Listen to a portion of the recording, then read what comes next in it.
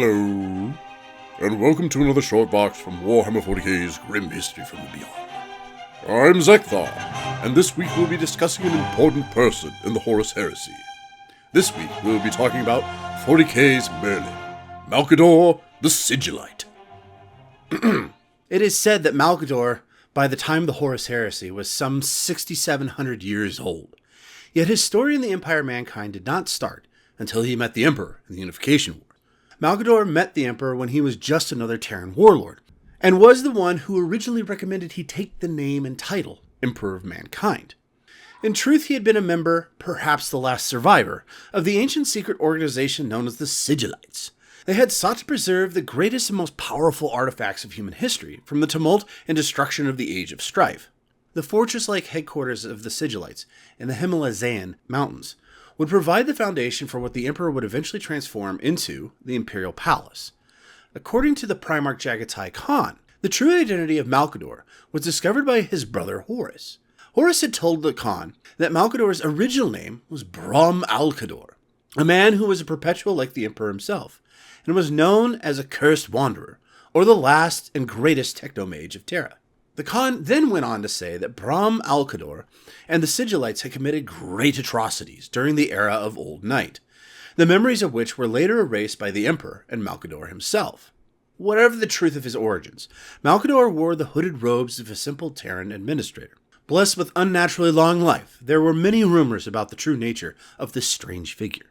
Some believed that he was the first Psyker to have undergone the soul-binding ritual. Other rumors whispered that he was a kinsman of the Master of Mankind, distantly related to the Emperor. Whatever the truth, Malcador was always considered to be a man possessed of the greatest wisdom, and was held in special regard by the Emperor, for he had earned his place alongside the superhuman Primarchs as an advisor to the Emperor himself.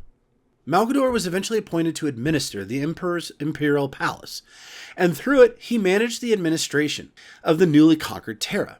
As the Great Crusade progressed, Malcador's power and influence grew as he became overseer of the Imperial Tithe and the chief of the newborn Council of Terra and its related administratum.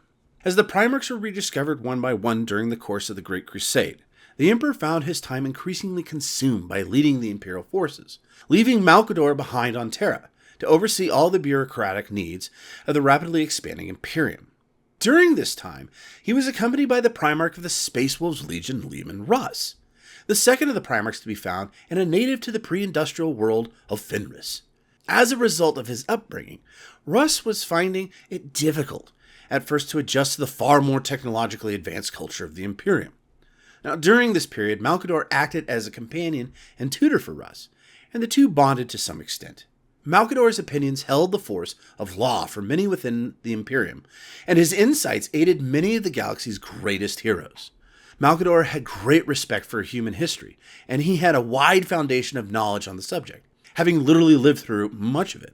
He viewed himself as a link to the past glories of humanity's lost golden age, during the age of technology, and his most important role was to remind the Emperor of both why all other human empires had fallen, and of all that humanity had been through over the millennia. His most prized possessions were two ancient paintings recovered by the Sigillites from the disasters of the Age of Strife: the Mona Lisa by Leonardo da Vinci, and Sunflowers by Vincent van Gogh. He displayed these treasures of the ancient past in his personal chambers. Now, during the Great Crusade, Malcador served as the Emperor's primary representative when he was unavailable and often acted in his stead, or preceded his arrival, the intent being for the Emperor to make his presence known only in the event of Malcador's failure to conclude a situation satisfactorily.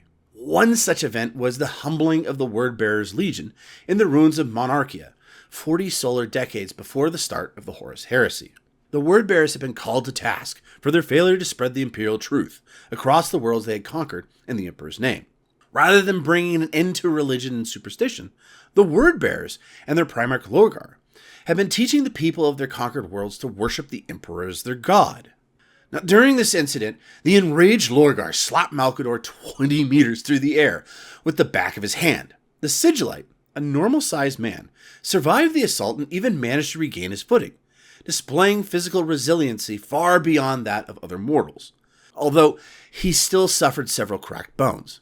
He also demonstrated his potent telekinetic ability, retrieving his fallen staff and bringing it quickly to his hand. The Emperor ultimately intervened and used his psychic might to force the word-bearers into compliance with his will, though the incident would set Lorgar down a path of ultimate corruption by the ruinous powers. Interestingly, in a statement Malcador later made to a magister and astropath, Sable Nesta, a dying servant and friend, he claimed that he and the Emperor had intended to agitate the Primarchs and ultimately turn them against one another. The resulting conflict between them was intended to purge those Primarchs and Astartes who were not worthy of leading humanity once the Great Crusade's objectives had been completed. Their goal, Malcador claimed, was to eliminate the Space Marine legions, just as they had done earlier with the Thunder Warriors. The result would be that in the wake of the Great Crusade, only mortal humans, not genetically engineered superhumans, would be the true inheritors of the galaxy. But the Chaos Gods intervened to corrupt half the Primarchs before the plan could come to fruition, leading the Horus Heresy and the collapse of all the Emperor's carefully laid plans to restore mankind's golden age. Now, while this could be simply a lie, it's not too hard to believe.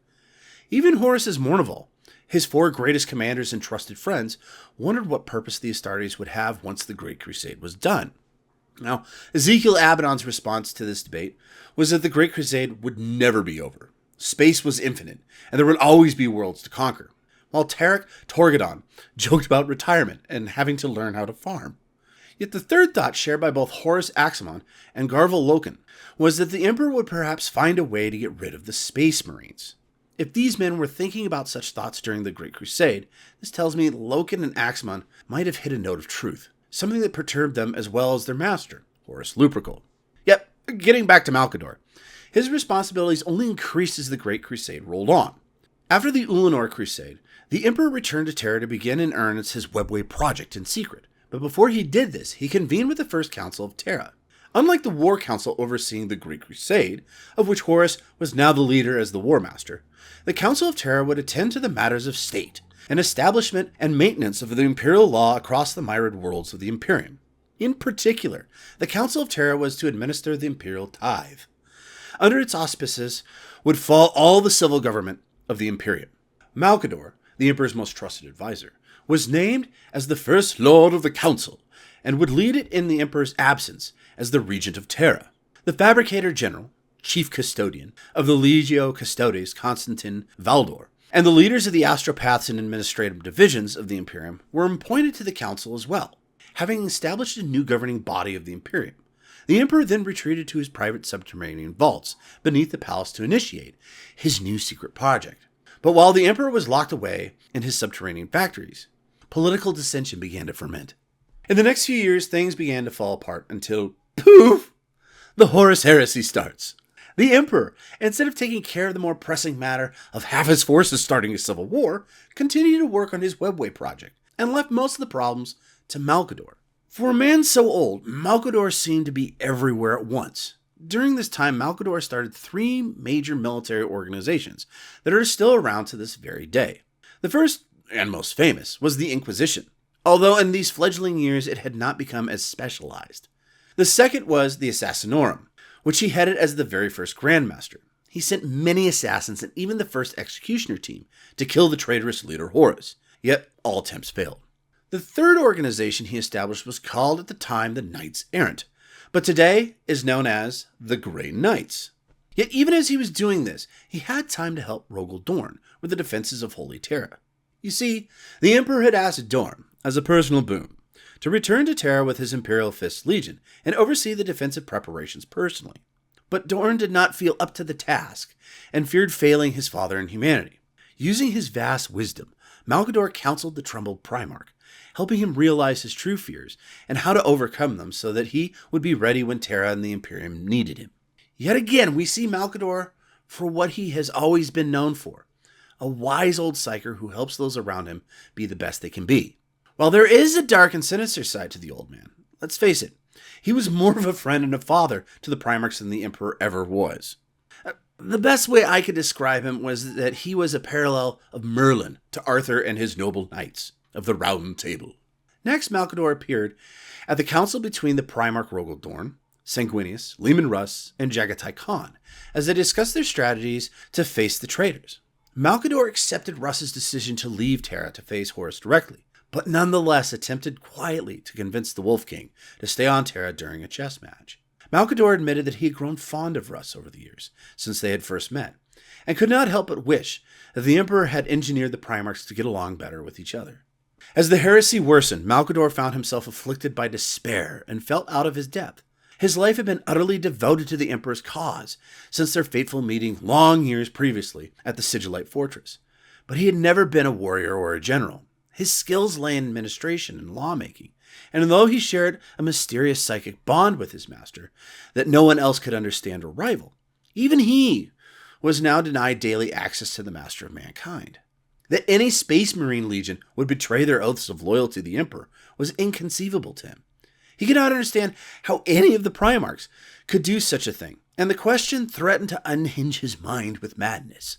But the Emperor assured the Sigillite that as long as he drew breath, the evil that assailed them would not conquer mankind. The Emperor would make Horus and his misguided followers rue the day that they had dared to turn traitor and embrace the warp. Yet, the Emperor was wrong.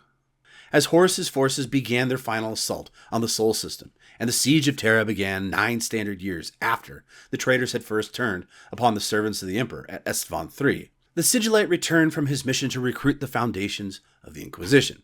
Once within the depths of the Imperial Palace, the Emperor asked if Malcador was prepared to take his place upon the Golden Throne. Ever loyal, the Sigillite was more than willing to sacrifice himself for his Emperor. Malcador the Sigillite ascended to the Golden Throne, replacing the Emperor who now stood before the edifice with his loyal captains, Rogel Dorn and Sanguinius. Malcador couldn't even speak. Such was the concentration he had to bring to bear in order to control the tempestuous forces at his call. The Emperor directed the attention of the 2 mighty Primarchs and said, "Behold, the greatest sacrifice of our age. Malcador the Sigillite is no more. Henceforth, he shall always and ever be known as Malcador the Hero." At this, the 3 figures retired from the palace's vault and made ready to teleport onto the battle barge of Horus. The task of keeping the demons out of the Imperial Palace was daunting even for the Emperor, the greatest psyker in the galaxy with millennia of experience to call upon. Though he was a powerful psyker in his own right, perhaps the second most powerful after the Emperor, save for Magnus the Red, Malcador was still a mere mortal. His mental power is nothing compared to that of the Emperor, and this task proved overwhelming, consuming him body and soul in a matter of solar hours. When the Primarch Rogel Dorn brought the mortally injured ruler of mankind back to the Golden Throne, after he defeated Horus in the siege of Terra, Dorn found Malcador sitting wasted, psychic energy lashing across his shriveled body like lightning, tortured by the psychic bombardments of the collapsing Imperial webway. He was almost dead when the tech priests made the exchange, disengaging Malcador from the strange machine even as they moved to modify it to support the Emperor's crippled life functions indefinitely. As Malcador was removed from the device, the last flicker of his life left him, and the dust of his corpse blew across the stone floor. Yet Malcador had managed to prove one final time his loyalty and love for his Emperor. For despite his ordeal and agony, he still managed to gather what remained of his wasted power, and willingly forsook it to feed the Emperor and allow his master to survive the ordeal to come. Malcador's final sacrifice allowed the Emperor to awake from his coma briefly, and give his servants their final orders to preserve against all the odds, before being interned silently for the next 10,000 standard years within the modified life support systems of the Golden Throne. To me, the true blessing here is that the noble Sigillite's life ceased before he watched what would become of mankind. Well, that's all the time we've got for today. Join us next week as we discuss a man we briefly mentioned in this one, Garvel Loken. If you enjoyed this box, please like, follow, subscribe, and comment. Also, feel free to check out our new shop, where you can get some merchandise from the channel. Have a great day. And as always, until next time, this is Zeckthar, signing off.